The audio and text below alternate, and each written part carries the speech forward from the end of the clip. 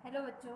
आज हम पढ़ने जा रहे हैं कविता बात सीधी थी पर। यह कविता भी कुंवर नारायण द्वारा रचित है। जैसा कि मैंने आपको पहले बताया था कि आपके पाठ्यक्रम में कुंवर नारायण जी की दो कविता हैं। एक पहली कविता थी कविता के बहाने, जो हम पहले पढ़ चुके हैं, और दूसरी कविता है बात सीधी थी पर, जो अब हम पढ़ने जा रहे हैं। इस कविता का मूल संदेश यह है कि हमें अपनी बात को हमेशा सरल से सरल शब्दों में कहना चाहिए, ताकि आगे वाले को आसानी से वह बात है वो समझ में आ जाए।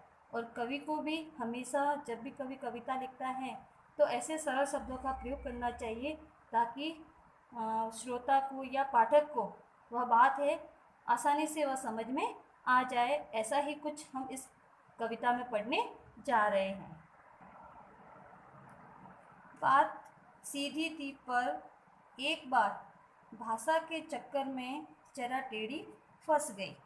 चक्कर में पड़ना मतलब प्रभाव दिखाना, और टेढ़ी फंस गई मतलब बुरी तरह से फंसना। ठीक है ना। कवि कहता है कि मेरे मन में एक सीधी सरल सी बात थी जिसे मैं कहना चाहता था। ठीक है ना। कवि के मन में एक बात होगी या कोई भाव होगा जिसको वो व्यक्त करना चाहता था, लोगों को बताना चाहता था। परंतु मैंने सोचा, अर्थात कवि ने सोचा कि इसके लिए मैं अच्छी सी भाषा का प्रयोग करूं, मतलब ऐसे अच्छे शब्दों का प्रयोग करूं, उच्च लेवल हिंदी के शब्दों का प्रयोग करूं।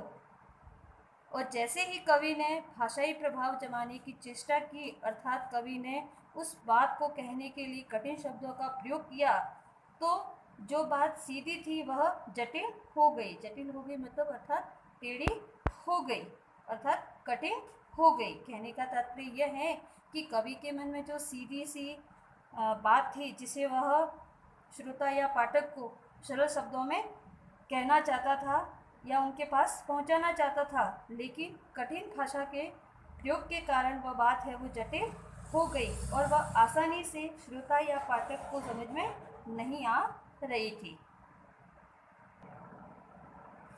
उसे पाने की कोशिश में भाषा को उल्टा पुल्टा, तोड़ा मरोड़ा, घुमाया फिराया कि बात या तो बने या फिर